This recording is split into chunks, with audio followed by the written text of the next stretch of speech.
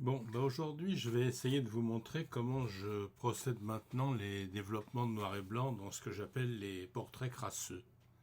Portraits crasseux parce que je leur donne de la texture, hein, du relief, un peu, un peu comme celui-ci. Alors voilà comment je procède.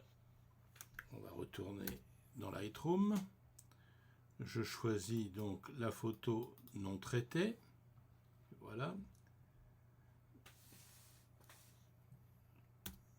Je la passe en mode développement et je vais commencer d'abord par vérifier que j'ai bien mis les corrections de l'objectif. Non, voilà, activer les corrections de l'objectif. Alors c'est pris avec un objectif Nikkor 18-35 à 18 mm, donc ultra grand angle sur un grand capteur. Bon, donc on obtient une déformation, c'est voulu. Alors voilà la photo originale telle qu'elle est. Alors je vais commencer, le but est de faire un noir et blanc très contrasté, très dur, comme on l'a pu le voir au départ. Donc je vais commencer par travailler sur les blancs et les hautes lumières. Pour ça, je vais monter les blancs. Alors vous savez, j'appuie sur la touche Option et je déplace le curseur. Et j'hésite pas à mettre pas mal de blanc. Bon, pour le moment, on réglera ensuite. Et puis, je baisse les hautes lumières. Vous voyez que l'effet immédiat, alors on va retirer un peu de blanc quand même, pour obtenir quelque chose comme ça. Ça donne immédiatement du relief, ça marque le visage, ça le rend plus expressif. Je baisse les hautes lumières. Alors je monte les blancs, oui, les hautes lumières, on est à moins 82, d'accord. Une fois que je suis là, je vais faire ma conversion en noir et blanc. Vous voyez que c'est moins choquant comme colorimétrie. Je vais travailler un peu sur les couleurs qui composent le noir et blanc, pas beaucoup, mais je vais d'abord remettre un peu de rouge pour éclairer le visage. On va mettre un petit peu, environ allez, 20, pour éclairer un peu le visage et la peau. Et puis je vais mettre du bleu. Ça, c'est parce que le pull, enfin éclaircir un peu le bleu, parce que pour faire ressortir un petit peu le pull, on va le mettre carrément autour de, voilà, on va le mettre comme ça. Donc voilà l'image que j'obtiens. Alors maintenant, je vais utiliser les nouveaux masques miraculeux de Lightroom. Je sors le masque et je choisis le masque personne. C'est celui-là. Et je vais commencer par travailler la peau. Alors voilà, il va me détecter. Je vais travailler donc non pas toute la personne, mais déjà la peau du visage. Alors vous voyez comment il va la repérer. Et puis j'ajoute la peau du corps pour avoir les mains aussi. Et voilà. Vous voyez que la sélection se fait automatiquement, ça raccourcit considérablement le temps de travail. Alors qu'est-ce que je vais faire maintenant sur cette sélection? Je crée le masque. Voilà, le masque est créé. Bon, je pourrais l'affiner, mais enfin je ne rentre pas dans les détails. Je pourrais l'affiner sur les lèvres, etc. Mais je laisse, c'est pas très important. Bon, je vais augmenter la texture, puisque je cherche un portrait que j'appelle crasseux. On va l'augmenter, allez, autour de 30, là, comme ça. On va augmenter la texture. On va mettre même un poil de clarté. Tout ça, ça augmente le micro-contraste. Et je vais baisser les hautes lumières.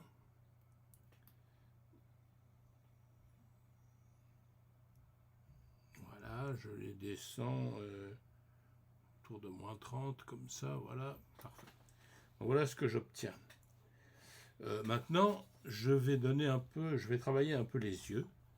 Alors pour travailler les yeux, c'est pareil, je vais créer un nouveau calque de personnes.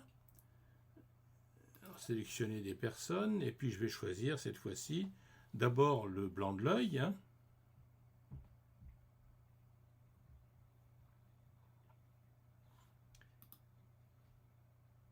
Alors je choisis donc sclère de l'œil. Voilà. Et alors, on prend un petit peu de temps.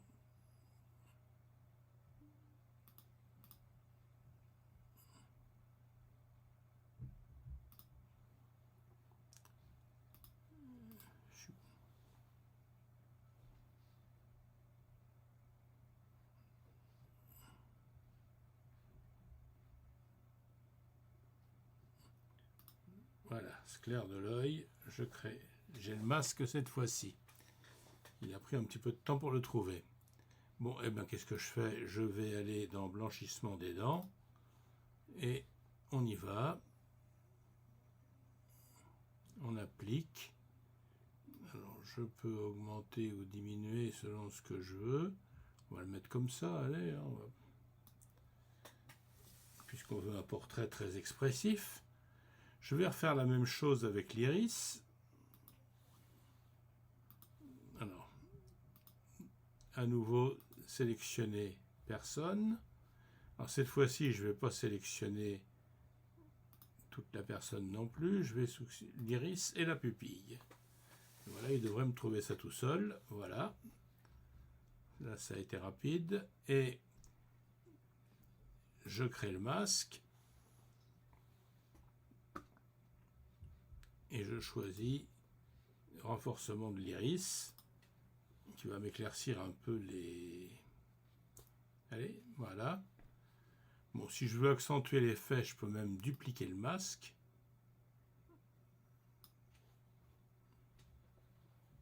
Voilà, j'obtiens un regard plus clair, plus perçant. Bon, une fois que j'ai fait ça, j'obtiens, disons, la base du travail. Je vais passer dans Photoshop et modifier dans Photoshop 2023.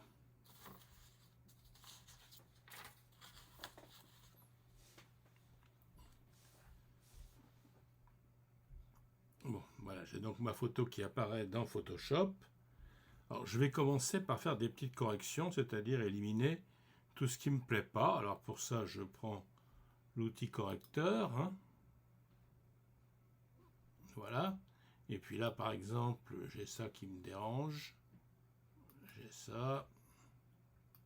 Ça. Là, allez hop, on appuie sur la touche majuscule et on efface ça.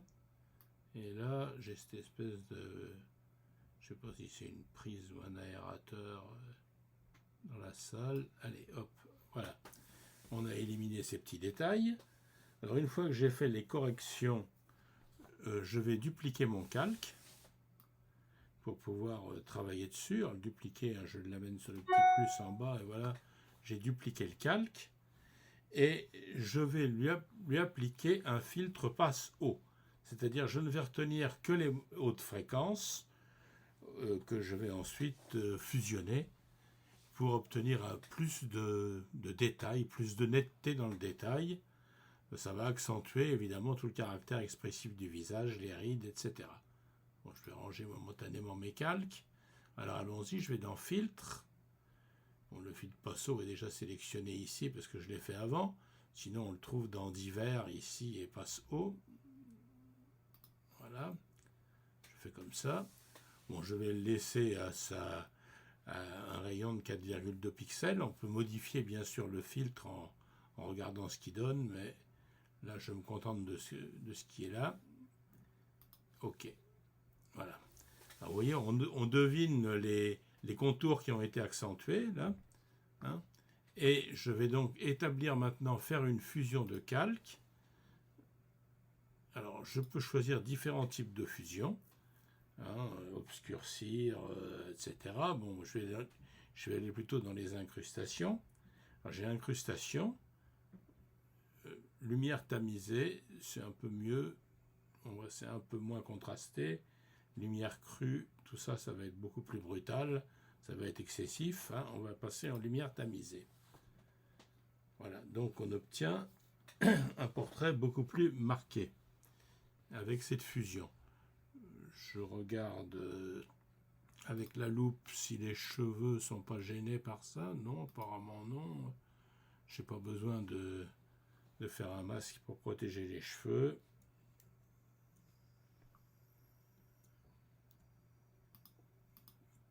Je reviens là. Alors maintenant, je vais passer à une autre opération qui va être de modifier le fond de cette photo pour lui donner ce caractère un peu sali, grunge, comme on pourrait dire crasseux, quoi, qu'il y avait sur la photo que je vous ai montrée tout à l'heure au départ. Alors je vais chercher une autre photo, celle-ci. C'est une photo de texture, une espèce de mur sale de béton, un peu... Vous voyez. Et je vais copier, je vais transférer ce calque sur ma photo. Je le duplique, mais je ne le duplique pas. Alors je vais l'appeler texture pour le dupliquer. Texture, et je le duplique sur mon image qui est là. Ok. Ok, bon, c'est parce qu'ils ne sont pas dans les mêmes... voilà. Et j'arrive là. Alors, bon, il n'est pas de la même taille, ça n'a pas d'importance. Le calque est sélectionné. Édition, transformation, homothélie, et allons-y. Hop. Je le faire couvrir toute l'image. Voilà. Alors maintenant, qu'est-ce que je vais faire? Je vais à nouveau procéder à une fusion. Alors, je peux essayer plusieurs types de fusion. Ah ben, il faudrait peut-être d'abord que j'enregistre mon calque. D'accord. Alors, fusion, bon, ce ne sera pas ça, ce ne sera pas ça. On va aller tout de suite dans les fusions incrustations. Alors là, vous voyez, c'est très, très dur. Bon, on va sûrement revenir à lumière tamisée. Alors, vous voyez qu'on obtient quelque chose qui est déjà plus intéressant. Lumière crue, c'est trop. Bon, alors, n'oublions pas qu'on travaille sur le fond. On va corriger un peu ce qui est sur la personne, mais ça peut être intéressant. Même sur la peau, l'effet de texture peut être intéressant. Là, c'est pas ce qu'on va faire, mais on pourrait y penser une autre fois. Alors, je vais faire encore en lumière tamisée.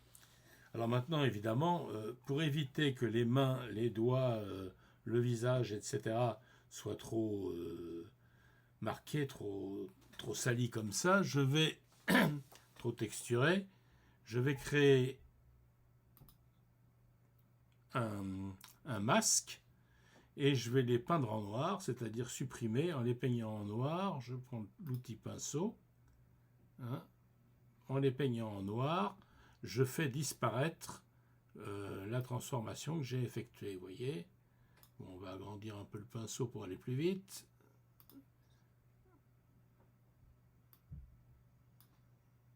On va le mettre comme ça, regardez.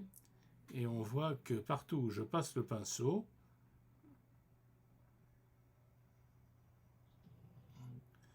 la texture que j'ai appliquée disparaît. Et je retrouve mon image originale. Il n'y a pas besoin d'être une très grande précision.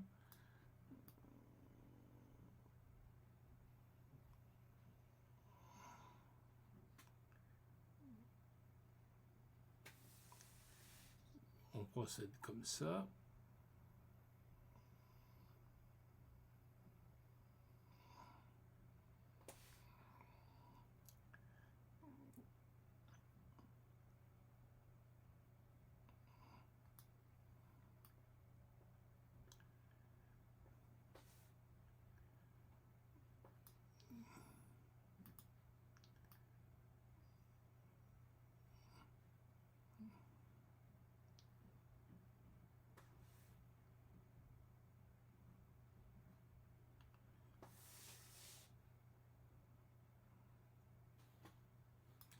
On va réduire un peu la taille du pinceau pour aller chercher ces doigts-là ici.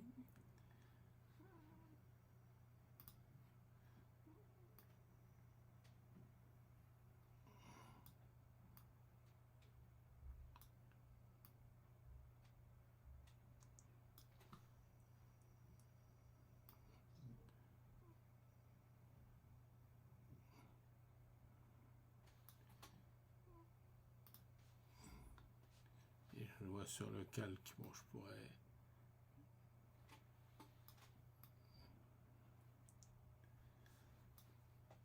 Voilà, maintenant, qu'est-ce que je vais faire? Je vais revenir dans Lightroom. Alors pour ça, il suffit que j'enregistre ce fichier enregistré. je l'enregistre et il va revenir automatiquement dans Lightroom où je pourrais faire des derniers ajustements. Je reviens dans Lightroom. Voilà, là il faut attendre le temps que l'image se charge.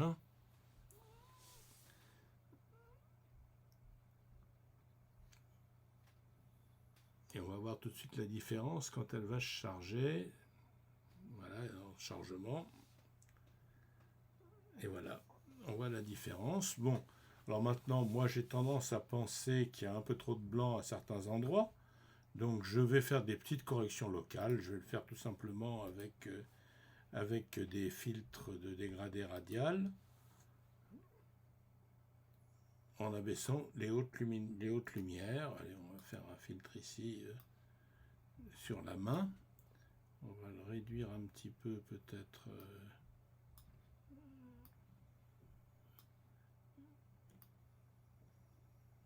Pour pas trop toucher le visage. Voilà, on va le faire sur la main et on va abaisser un peu les hautes lumières qui me paraissent... Voilà, ça attire moins l'œil comme ça. Là, il y a une petite tache lumineuse, on va en faire un autre ici.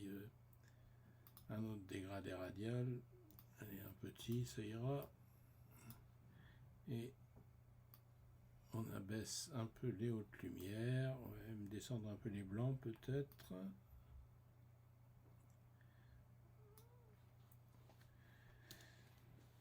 Voilà, bon, ben on peut considérer que c'est à peu près terminé comme ça. On obtient notre portrait crasseux.